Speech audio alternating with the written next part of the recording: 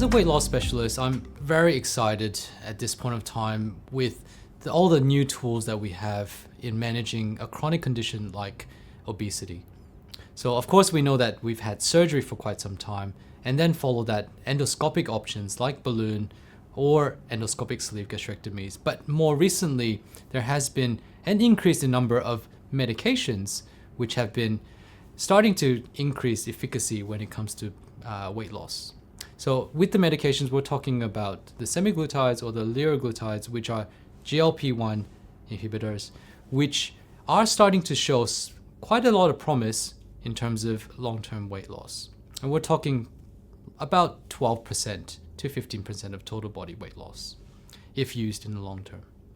So when people talk about medications, it is also important to understand that it is not a mutually exclusive treatment modality.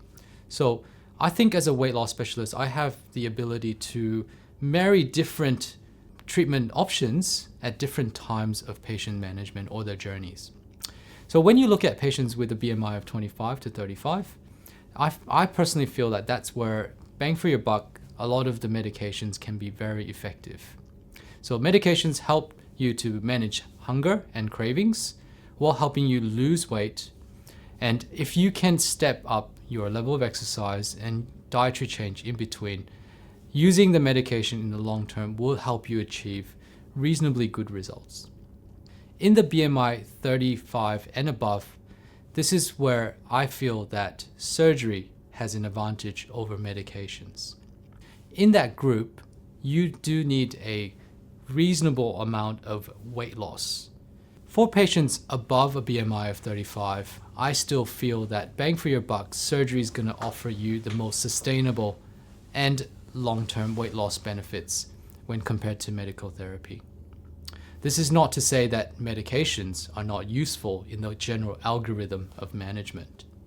So where I see pharmacotherapy being very effective in patients who are thinking or have had bariatric surgery. Firstly, prior to surgery. So if we are trying to help patients reduce a certain amount of weight to get them safer to an operation, that's when we think about using pharmacotherapy. This could also be useful if you're thinking about health funds and waiting the 12-month period where you could start pharmacotherapy and start getting into that right frame of mind. Following surgery, pharmacotherapy can be effective in patients who've had weight regain.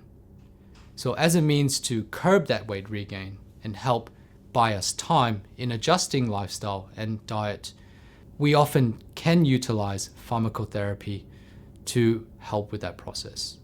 Another part of patients' journey where I find pharmacotherapy can be useful is when patients have had weight stall after surgery or intervention like balloon, or have had slow weight loss. We often introduce pharmacotherapy in that setting to synergistically work with the effects of the procedure to aim to achieve a higher degree of weight loss.